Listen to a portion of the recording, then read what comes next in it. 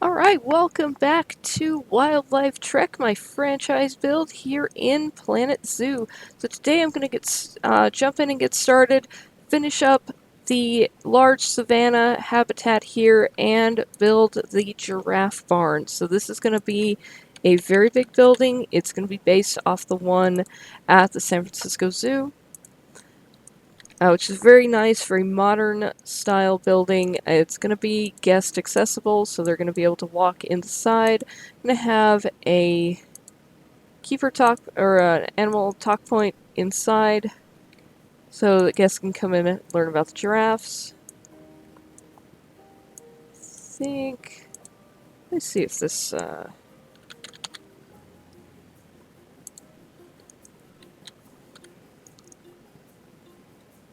Yeah, I think instead of the stained wood, the vertical wooden plank is actually going to work better for this. It's going to look a little bit better. The giraffes aren't too terribly difficult to keep in captivity. Their main shelter requirement is that it be tall enough to accommodate them. Let's see, is our large giraffe sign, is that accurate? I think that's pretty much life size, isn't it?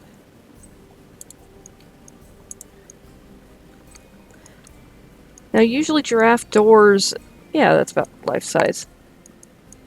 I'm probably going to be wrong about that and have to change things, but that's kind of how that happens. So normally on a giraffe barn in a real world zoo, the doors, they're very tall and very narrow. Unfortunately in Planet Zoo, the way the hitboxes work, the hitbox is basically as wide as the animal is long, at least from what I've read. And the reason for that is the way the animations work. The animal, the model has to be able to turn around inside the hitbox. So that means that unfortunately our doors are going to have to be quite a bit wider than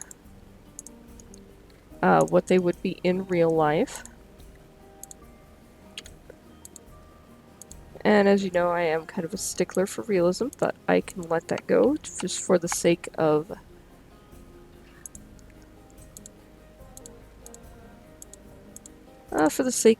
making it a functional building.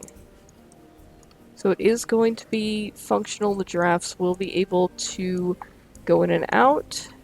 They'll be able to go in and out of all their stalls as well.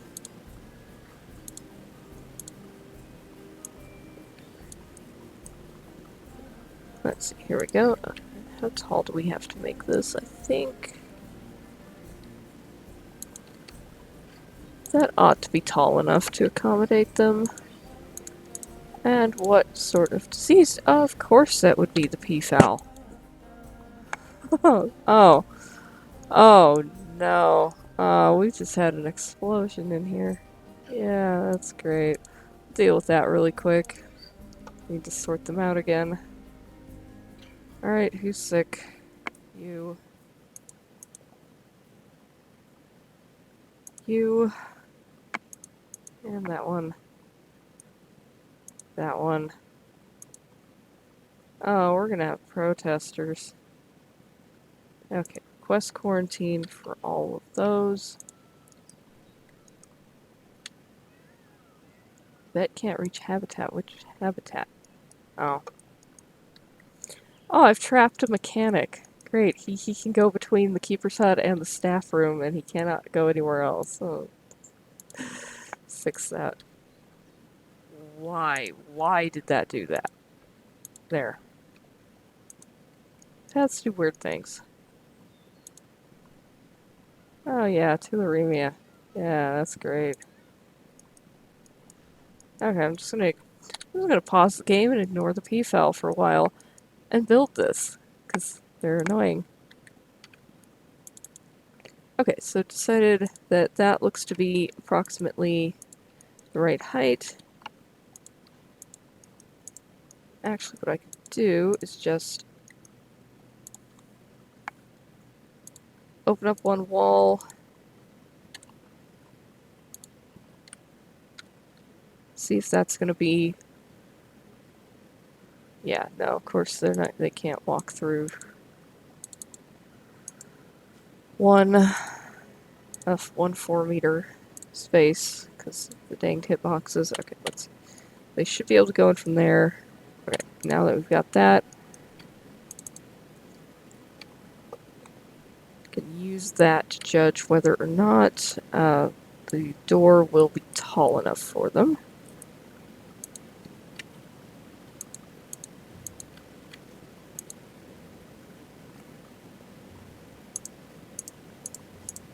Actually, we'll just go ahead and make these walls 8 meters high. Just like this. There'll also be room inside the barn to get those 2 staff buildings inside, so that way we don't have to look at the bare installation anymore.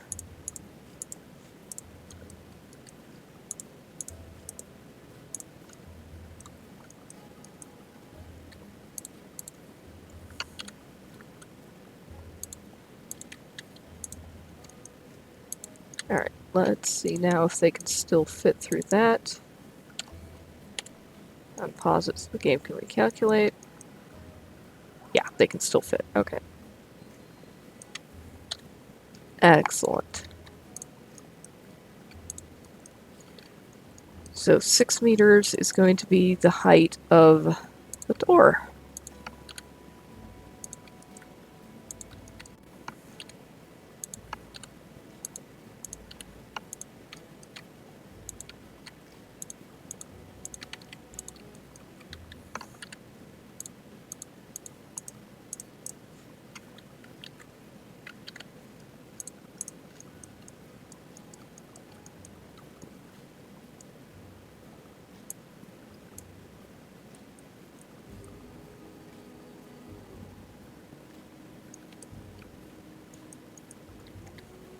Okay, so at this point I'm going to go into a speed build here. I'm going to get this built out all the way, and I will bring you back when I'm finished. This may be a little bit of a longer video, just because I'm going to try to get all of this done out here, including all the theming over here, to get ready for the next episode, which is going to be the lions. Oh, today also, building out the giraffe feeding area. The guest experience feeding area where they can buy bundles of lettuce for like $5 and feed it to the giraffes. We have a lot of Thompson's gazelles. That is just... wow, that's a lot of babies. I'm gonna have to sort them out soon.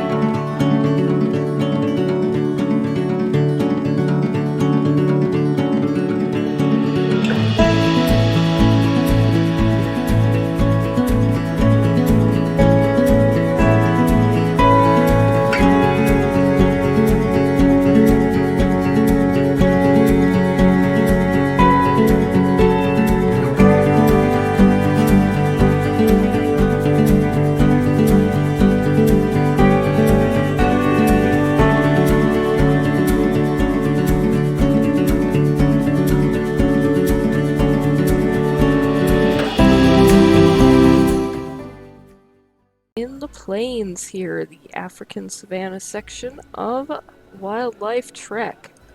Got quite a bit done. So the giraffe barn is built. Crazy building. Fun building though. This is great. So we have our animal talk point in here, along with a couple of protesters who are getting all the attention. There's a zebra in quarantine with zero welfare, and there's literally nothing I can do about it until it comes out.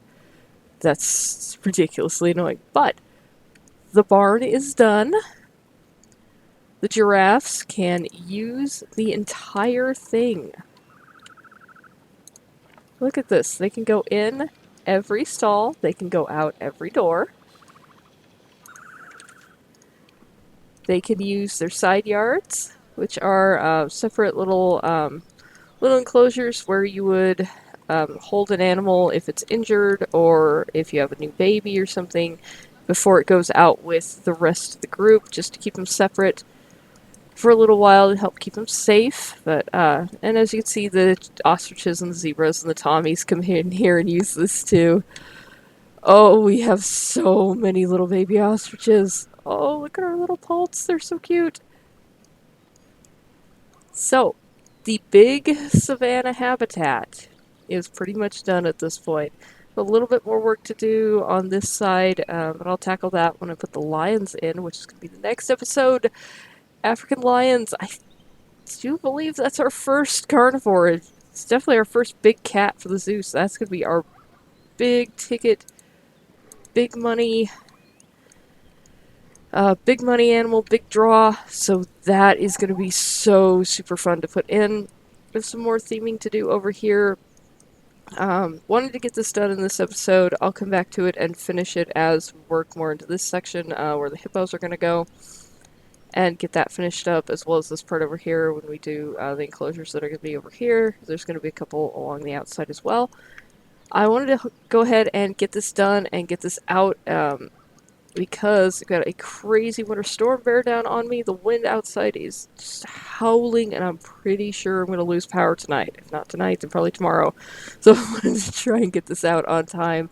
But look at this, the giraffe feeding station is done as well. So we have our little overlook. It is the proper height for the giraffes to come up.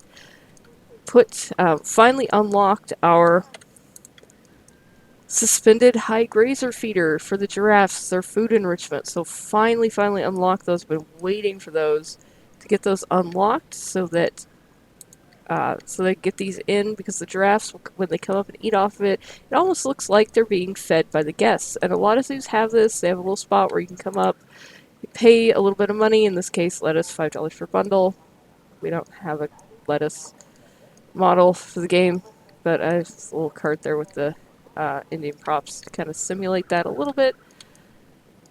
Yeah, you can come up, feed them. The giraffes really seem to enjoy it. The visitors definitely enjoy it. The railing is actually at the correct height, so the giraffe could put its head over the railing, but not much of the rest of it. Yeah, I'm really happy with this. Got in the flower gardens here to fill in this space. Anytime you have blank spaces in your zoo and you're not sure what to put in there, it's maybe too small for a building, or you don't want to crowd something else in there, build a planter. Build a planter, shove it full of plants. These are all African plants because this is a themed zoo, so heavily themed section of the zoo. Thinking about doing something over here, I may just go ahead and leave it blank though. Blank spaces are fine. I don't worry too much about them. It's good to have a contrast. You know, the more, like, the bigger attraction, like the giraffe feeding area would be a huge attraction, so that would be themed out more. Just random part of the path, maybe not as much planting, as much theming. I might still come back and do a little bit more on that, though. Same thing with your gaps in your paths. You know, the paths are such pain in this game, but you can make them work for you. So weird little gaps where the path didn't want to connect properly or exactly how you want it to. You'll notice I fought with this a bunch to get it right. Finally just gave up, shoved a planter in there, and now it looks like it was meant to be. So that makes, that works. You know, more planting over here. So yeah, the big savanna mixed herbivore habitat is done, and I'm super excited to get started on the lions. No diseases, no. I will deal with that in a moment. I'm just gonna pause the game and ignore that for a moment. Got our education in, got... Yeah, this is just about done. So, if you enjoyed this episode, please give it a like. Subscribe if you'd like to see more. If you'd like to be notified when I post a new video, please hit that notification button. I really do appreciate it. It does help me out, helps grow the channel. Thank you to everybody who's already subscribed, everybody who comments. I try to get back to you. You've given me great suggestions, and I really appreciate it. So I will see you in the next one.